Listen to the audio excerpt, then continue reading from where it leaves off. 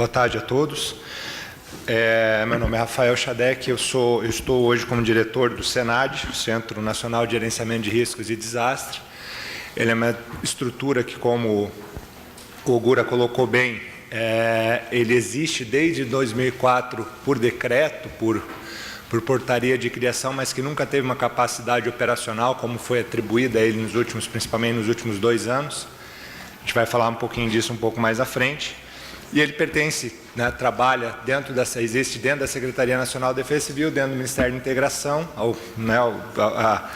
aos quais aproveito para fazer o agradecimento em nome do Ministério, em nome da Secretaria, aos organizadores que abriram essa oportunidade. A gente está falando desse assunto tão importante e tão correlacionado hoje, que é a gestão de risco, a resposta a desastre, a preparação para desastre, a redução de vulnerabilidades, o crescimento da resiliência, obviamente, com as mudanças climáticas toda essa potencialização que a gente está vendo desses eventos extremos.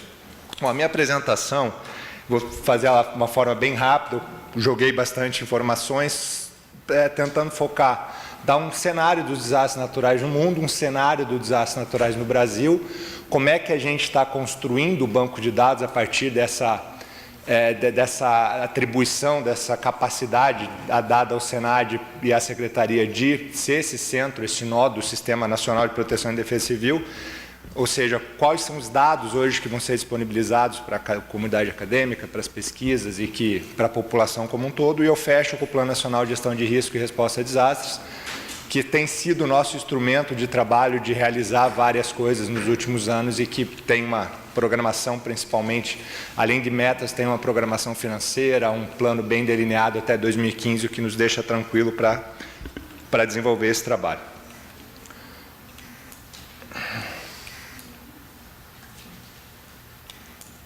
Eu não consigo passar aqui? Está funcionando? Tá, agora foi. Bom, só para a gente ter uma ideia, a distribuição dos desastres no mundo, essa é a fonte, eu trago aqui a fonte, talvez os senhores já conheçam, acredito que sim, mas é a fonte que, apesar de ser de um instituto de pesquisa da Bélgica, da Universidade Católica da Bélgica, o CRED, ele é reconhecido hoje pela ONU como banco de dados oficiais de desastre. Então, só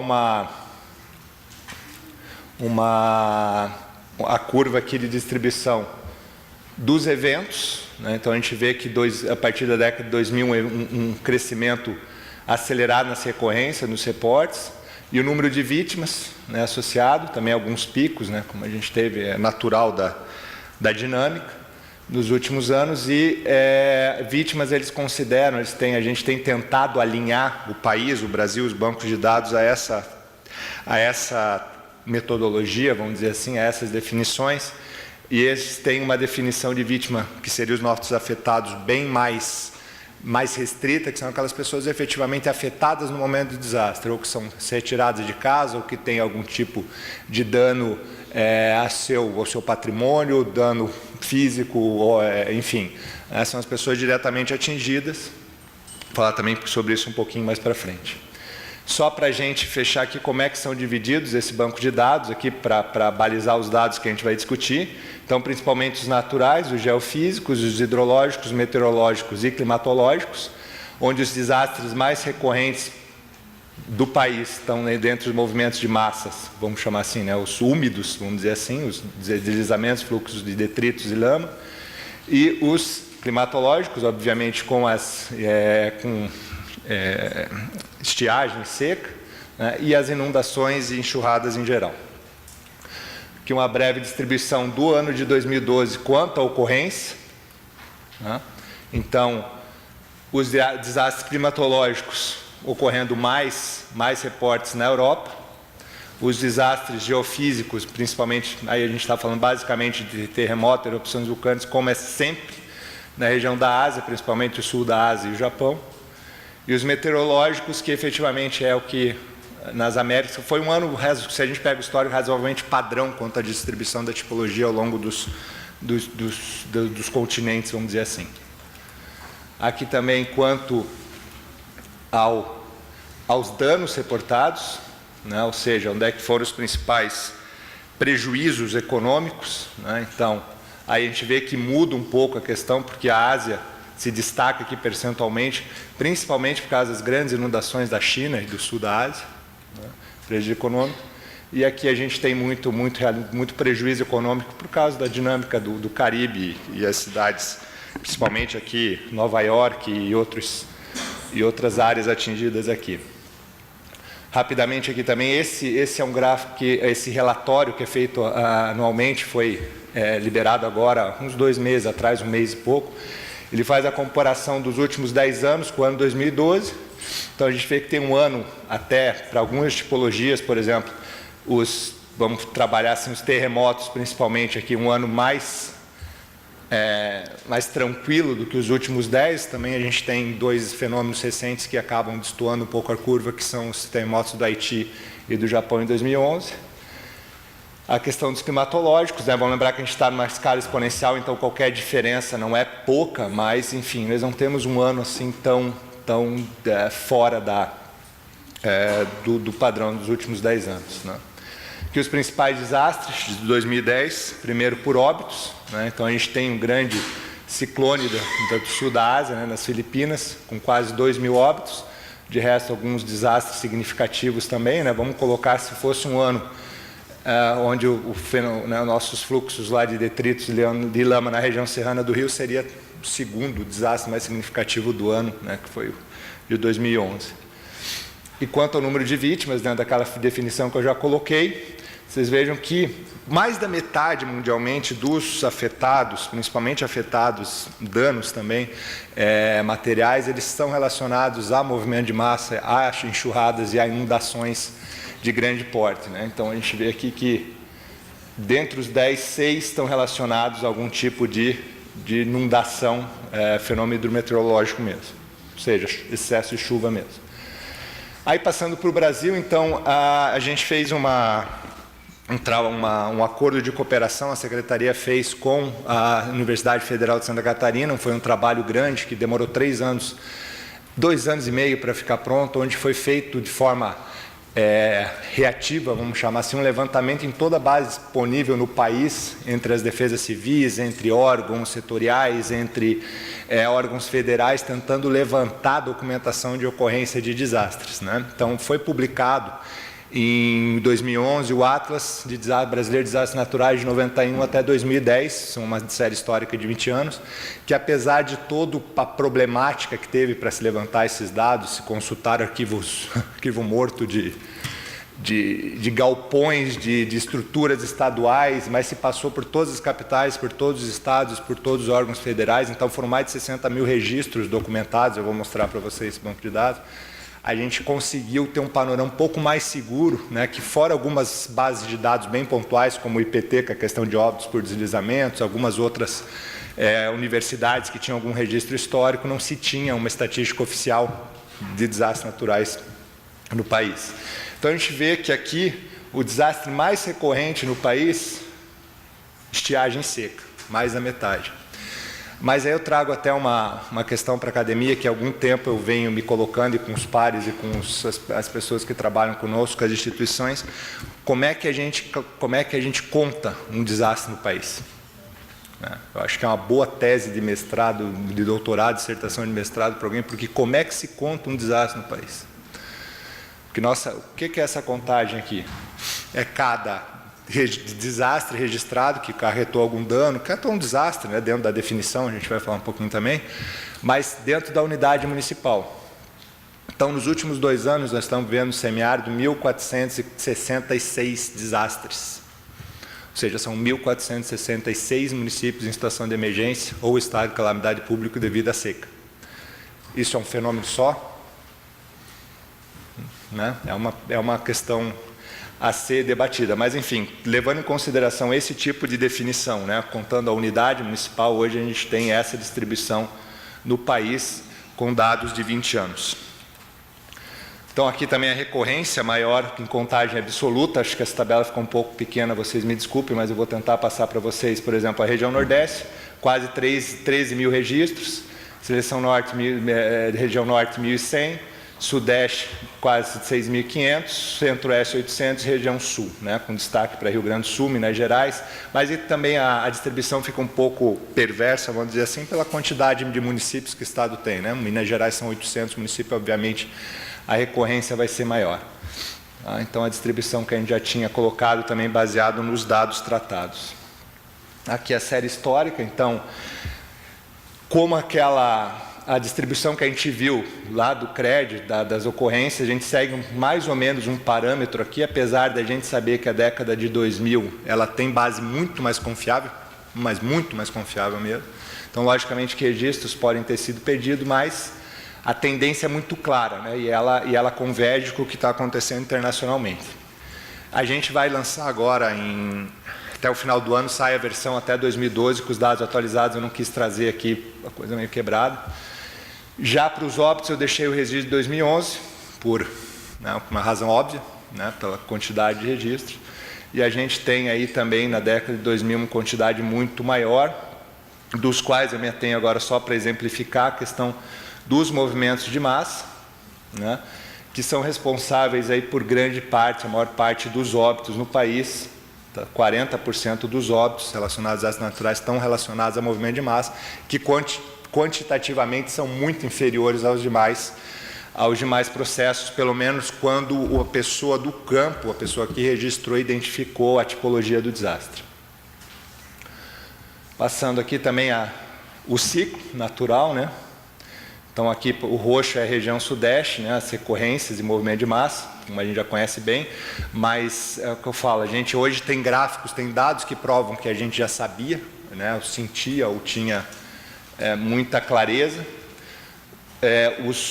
Por região, então, a região sudeste também, grande parte dos movimentos de massa na região sudeste. E a questão dos danos humanos, que a gente tem trabalhado muito em cima disso, então quase 2 milhões de afetados na região, né, na região sudeste, e o número de óbitos aqui, que chama atenção, 1.200 nesses 20 anos só na região sudeste. Só dei uma pintura para exemplo, né, esse atlas está disponível, tá? Pode ser feito download do site da Secretaria. Bom, só fechando essa parte de desastre aqui, a média mundial, né, desde 2008, não diminuiu, com certeza, nos últimos 3 a 4 anos, são 73 mil óbitos, né, por ano relacionados a desastres naturais. Então, ele mata mais do que qualquer guerra, mata mais do que qualquer outro tipo, né, evento, lógico, né, salvo as epidemias, mas um evento característico, né, não é um grande problema. Tá? 2010, particularmente, 295 mil mortes, que desde 1983 não se tinha um registro, né, tão significativo. Que a gente já discutiu aqui, o que já foi falado, a gente vem cada vez mais diminuindo esses ciclos, cada vez mais desastres acontecendo num ciclo menor. Pernambuco e Alagoas, por exemplo, eu costumo falar, quando falo em alguma palestra, que apesar de não ter tido a repercussão de Santa Catarina, muito menos da região serrana, foi possivelmente o pior desastre que nós tivemos no país, de aspecto socioeconômico, de recuperação de uma população quase nada resiliente. Então, é um desastre que acabou passando um pouco despercebido, vamos chamar assim. A gente está discutindo aqui, os senhores estão discutindo aqui mudanças climáticas. Eu costumo também dizer para o nosso público de defesa civil que a gente não tem que se preocupar muito com isso. O nosso trabalho é saber, ter certeza, alguma coisa está acontecendo. Então, a gente tem que se preparar. Né? Nosso trabalho é reduzir a vulnerabilidade, aumentar a resiliência, trabalhar com a população para reduzir os riscos. Tá? Então, dentro dessa ferramenta, eu vou entrar um pouquinho na gestão de risco para falar do plano e para fechar a minha parte nos próximos 5, 10 minutos. Tá? Só queria deixar claro aqui que desastre, a gente chama, não é relacionado ao evento, o desastre é o dano em si, é a anomalia, é a normalidade, é o efeito causado diretamente sobre uma população. A gente classifica pela origem, mas o desastre por si só ele não depende. Né? A gente cita sempre aquele exemplo, né? Um ciclone no meio do oceano não é um desastre. Né? Por exemplo, não tem dano, não tem vítima relacionada. Tá? Então, o desastre sempre vai estar relacionado a alguma vulnerabilidade. Então, a gente passa por uma história no país onde, primeiro, a gente olhava o desastre como eventos simplesmente ligados à natureza, não se tinha essa visão de vulnerabilidade, simplesmente eram eventos que ocorriam e a gente tinha que ir lá remediar. Então, a gente passa a trabalhar desde a década de 70 com uma característica, ou seja, a gente já chega mais perto da definição de hoje, que o desastre está mais vinculado a uma percepção do que essa ameaça pode representar no ambiente, né? Então, o interesse de aplicação de medidas preventivas começa a aparecer. Anos 80 e 90 começa a se trabalhar a questão da vulnerabilidade, e a gente chega, a partir dessa década, a partir de todos os movimentos internacionais, Marco de Ação de Hyogo, criação da Estratégia Internacional para a Redução de Desastres, a gente chega à questão de reconhecer que a estratégia principal hoje está na gestão de risco, hoje também mudando muito um sentimento muito grande, que é muito importante se investir cada vez mais em resiliência. Tá?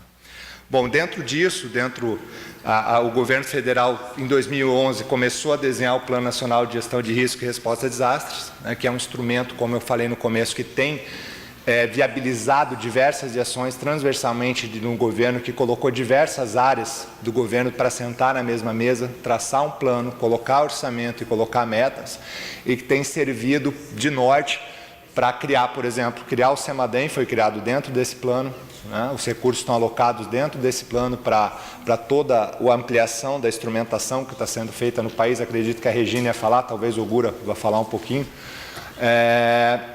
E a estruturação do Senad e diversas ações que eu vou passar de forma bem rápida aqui, mais ligadas ao conhecimento. A gente tenta sempre trazer detalhar isso para cada oportunidade que a gente tem. E aqui a gente tem os eixos, como é que ele foi criado. Então, ele tem um eixo mais relacionado às obras estruturantes, ou seja, ações de prevenção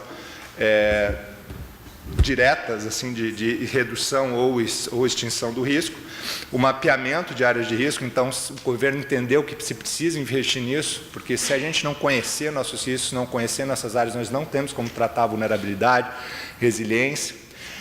A gente passa por uma questão de monitoramento e alerta, investimento muito forte nisso, muito significativo, onde passa principalmente pela reestruturação do Senad e pela criação do CEMADEM, e todo o investimento que está sendo feito na rede de observação.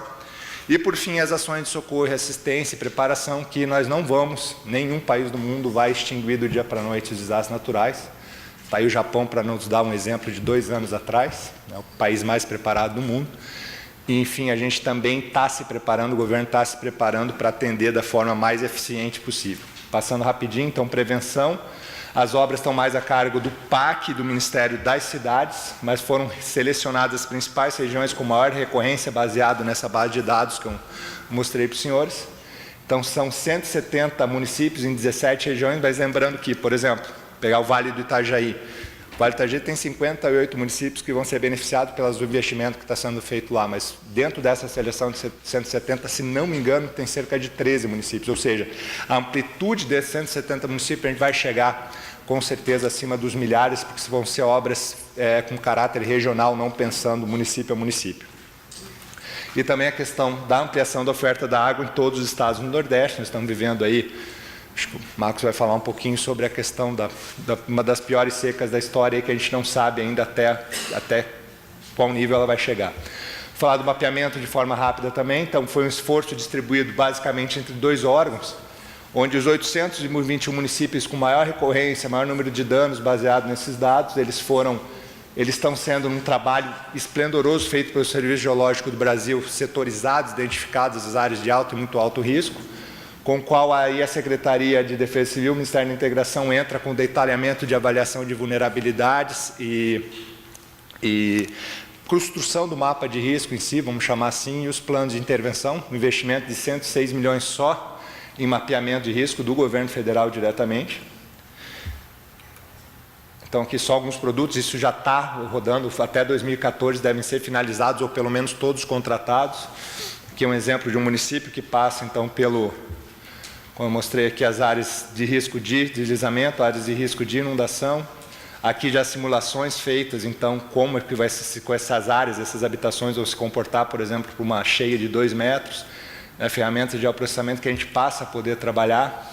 E aqui, efetivamente, as obras que devem ser feitas em campo, avaliadas por engenheiros, com estimativas, com pré-dimensionamento, que devem ser feitas para solucionar ou para diminuir o risco, mitigar o risco nessas áreas. Outro esforço muito grande, como eu falei, eu vou falar particularmente do Senad, que foi a estruturação desse centro. Então, aqui são as instalações do Centro de Monitoramento e Operação, são mais do que os centros, foram concursadas 52 pessoas diretamente para trabalhar nisso, fomos autorizados a um input de mais de 50%, então nós chegamos perto de 70 pessoas hoje trabalhando de diversas especialidades, geologia, meteorologia, geologia, estatística, enfim, várias especialidades trabalhando exatamente para a questão de risco e trabalhando em apoio à estrutura nacional, ao Sistema Nacional de Defesa Civil. Funciona 7 dias por semana, 24 horas, né? Basicamente, como eu falei, hoje o Senad está sendo estruturado, está se colocando em investimento para ser capaz de processar toda essa informação do país, ser o centro de referência em estatística, em números, em processamento de dados, para efetivamente ser a referência não só para o sistema de defesa civil, mas para todas as áreas que trabalham com gestão de risco. Compartilhamento dessa infraestrutura, a gente tem projetos chamados hoje, que ficaram batizados de Senadinhos, que a gente está viabilizando para alguns estados e algumas regiões metropolitanas, para essa estrutura que está lá no governo federal ser replicada a nível local, que é onde mais importante, onde as coisas acontecem. Trabalho que já está sendo feito também, concomitantemente pela ANA, também com as salas de situação, numa escala um pouco menor, mas que também hoje já tem um papel muito importante dentro desse sistema. Como eu falei, um nó central do Sistema Nacional de Proteção e Defesa Civil e uma referência de modelo que tudo que a gente sofreu durante 2 anos para construir toda essa estrutura, ela pode ser facilitada para estados e municípios que quiserem investir também nessa área. A gente faz, então, a comunicação dos alertas dentro das atividades. O CEMADEM, ele processa dados da rede e ele gerencia, ele cria esses alertas, ele passa ao Senad, que faz a comunicação com todas as defesas civis municipais que tiverem relação com esses alertas, estaduais, órgãos de bombeiro, população. A gente, logo até o final do ano, vai estar preparado para enviar mensagem via celular para todas essas áreas de risco que a gente está mapeando. Logicamente, não vai estar tudo pronto do dia para a noite, mas hoje a gente já tem a tecnologia, já tem o contrato e começa a fazer pilotos na região sul e sudeste a partir de outubro. Então, aquilo que parecia um sonho há poucos anos atrás, não, a gente sabe onde estão as áreas de risco, as principais, a gente vai comunicar à população, a gente tem recurso e a gente tem tecnologia para isso agora a curto prazo. A articulação dos órgãos, como falei, a partir da primeira resposta, cabe ao Senad a ação de socorro e assistência a nível federal e a compartilhamento e análise dessas informações de todo esse banco de dados com quem quiser, quem precisar. Uma coisa também que o Senad já estruturou é o Sistema Integrado de Informações sobre Desastres. Então, aqui, a gente tem todo esse banco de dados disponível, tá? Isso aqui está no site, felizmente, acabou passando batido, não está o endereço, mas a partir do site da Secretaria é possível verificar. Então, por exemplo, existem áreas que são restritas, porque hoje toda a questão de reconhecimento de situação de emergência federal é feita por esse sistema.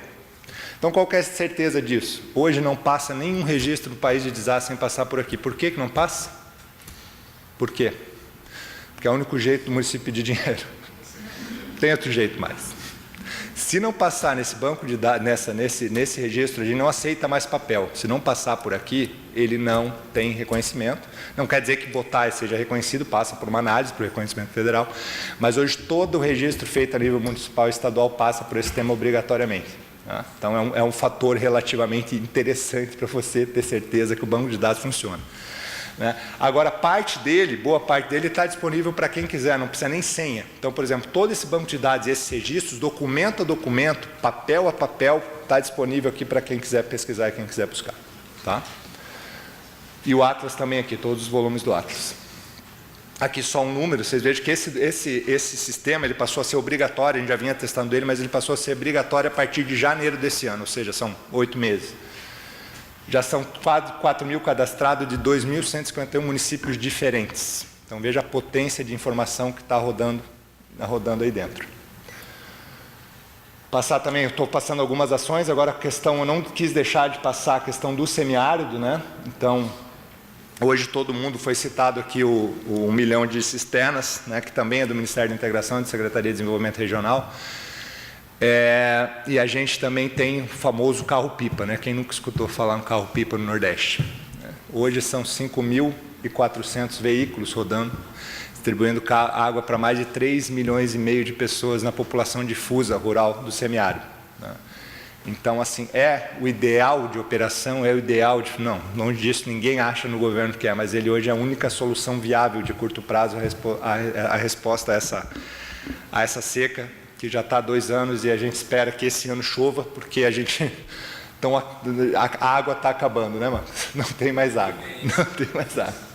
Bom, eu só queria trazer o registro também, que hoje o Senad também, hoje desses 5.400 carros, 4.000 já são monitorados online, ou seja, se sabe onde é que a água pega, onde é que a água descarrega, o usuário que recebe a água, ele tem um cartão, que no momento ele passa no cartão, lá no monitoramento embarcado, e a gente sabe que ele recebeu a água efetivamente, existe um cartão para o pipeiro e um cartão para o beneficiário.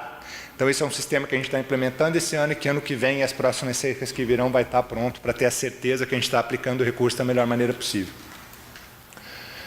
O último eixo de resposta, que aí a gente tem bastante ações, também vou passar de forma rápida. Isso é um esforço que a gente está desenhando, já funcionou empiricamente várias vezes, a gente está tentando regulamentar, que é a questão da força, foi chamada Força Nacional de Emergência, ainda não tem decreto, foi batizada dessa forma pela presidenta, mas é um esforço que a gente faz entre Senad, Semadem, ANA, CPRM, Ministério da Defesa, Exército, Forças Armadas, todo mundo na hora que precisa de alguma característica específica que o Estado não está conseguindo suprir, a gente faz um esforço coletivo, mobiliza através da Defesa Civil e envia. Janeiro de 2012, por exemplo, em Minas Gerais, foram mais de 20 geólogos da CPRM passando município em município nas áreas atingidas para ver se as pessoas podiam voltar para casa ou não. A gente tem diversos exemplos, o GAD, que é o Grupo de Apoio a Desastre, a Secretaria Nacional treina pessoas dos estados para atuar nessas emergências, especialistas, vamos dizer assim, em desastre, que atuam sempre fora dos seus estados, ou seja, se o desastre aconteceu no Nordeste, a gente manda alguém do Sul, se aconteceu no Norte, manda alguém do Sudeste e vice-versa. Então, hoje são 70 profissionais que sabem, desde a burocracia até a questão operacional. O cartão de pagamento de defesa civil, que a gente bota como ação, por quê? Não sei se os senhores têm conhecimento, mas hoje a transferência de recursos, custeio para socorro e assistência, aquela primeira necessária, ou seja, o município está precisando comprar água, o município está precisando tirar entulho da rua, né? Esse recurso vai através do cartão que previamente está com a municipalidade. Ou seja, tira uma etapa de burocracia muito grande, e se tudo correr certo, não é sempre que ocorre, infelizmente, tanto da parte do governo federal quanto da parte do município e do estado, mas dá para repassar esse recurso de 48 a 72 horas, o que é muito importante lá na ponta para poder atuar de forma rápida. Tá? Então, hoje você já tem mais de 1.000 municípios com cartão, 20, né? E já receberam recursos 117 municípios da ordem de R$500 milhão em um ano, mais ou menos, que o cartão está operando. Então, vejo que a gente está passando R$500 bilhão, desculpe. Né? Da ordem, a gente só está falando de custeio, não está falando nem de obra de reconstrução, que é só custeio, só as ações primárias. Terminando aqui, só outra ação que foi muito difícil, a gente não conseguia imaginar como viabilizar, mas conseguimos, é uma realidade, que a Secretaria implementou 5 centros de distribuição no país, Manaus, Recife, Rio de Janeiro, Porto Alegre e Distrito Federal, para a distribuição de kits de assistência humanitária, que chegam antes ainda do dinheiro. Né? Ou seja, existem dentro dessas composições, a gente sempre viu isso na TV, né? No Japão, nos Estados Unidos, na França, hoje a gente tem também. Né? São equipamentos, existem o investimento colocado, ele é baseado nos stories, com certeza dá para suprir qualquer evento que a gente tiver, salvo, né, alguma coisa muito fora da curva, e esses kits, eles chegam no município em até 72 horas através de um contrato com os Correios, ou seja, aí tem uma empresa do tamanho do Correio que não era utilizada ou era utilizada empiricamente para essas questões. Hoje, o que está no centro de distribuição é acionado pelo município, a Secretaria Nacional avalia, o Senad avalia e manda através dos Correios até 72 horas para qualquer município do país. Outra coisa também, fechando aqui, a questão do investimento que foi feito para as defesas civis locais, né? Uma visão do governo foi muito clara que não adianta todo esse investimento a nível federal, se aponta lá que tem que dar a primeira resposta não tiver capacidade. Então, está sendo implementado, enfim, escalonadamente, nesses 821 municípios, uma estrutura mínima de defesa civil que passa por veículo, porque a realidade nos municípios, mesmo esses mais afetados, é que muitas vezes a defesa civil ela é agregada a um órgão, a pessoa de defesa civil cumpre 3 cargos comissionados e não tem nenhuma sala, quanto mais um veículo dedicado. Então, todos esses já são são quase 100 entregues, tá, nesse cronograma aqui, então já passou aqui, eu estou com esse slide um pouquinho desatualizado, que já foram entregues aí em quase todos os estados do país. Fechando a questão de capacitação, né, a gente capacita em torno aí de 14 mil pessoas por ano, através de ações da Secretaria. E por último aqui, desculpe que apertei. Por último aqui, a questão que é uma estimativa que já está, digamos, previamente aprovada dentro do governo, que a gente estima que até metade de 2014, esse plano foi desenhado em agosto de 2011, foi apresentado pela presidenta em agosto de 2012, perdão. Até metade de 2014 a gente ainda vai investir 2,6 bilhões em ações de recuperação e reconstrução, né? Então, vejo que as cifras são razoáveis. Fechando, então, como é que o plano está dividido, no último slide. Logicamente, a parte de obras, são 15,6 bilhões selecionados para essas obras de grande porte. As ações de resposta em 2,6 bilhões. Ações de monitoramento e expansão da rede, tecnologia 362 milhões e mapeamento 162 milhões. Vejo que parece uma certa discrepância, né? 15 bilhões para 160 milhões. 160 milhões é muito recurso. Não é pouco, é muito recurso para fazer o que nunca foi feito e que já estava na hora, a gente tem um atraso grande para tirar com a sociedade. Gente, eu fecho aqui, tá? Agradeço muito novamente a oportunidade de falar, é muito importante para a gente que está no governo, que está trabalhando nisso, poder externar para vocês que estão num trabalho tão relacionado ao nosso, né, que são formadores de opiniões, são pesquisadores. O Senad está lá para ser utilizado, né, a gente está de portas abertas. Se tiver a oportunidade de ir a Brasília, por favor, nos visitem, né, já virou meio um ponto turístico mesmo. E, enfim, agradeço muito, espero que tenham gostado da apresentação.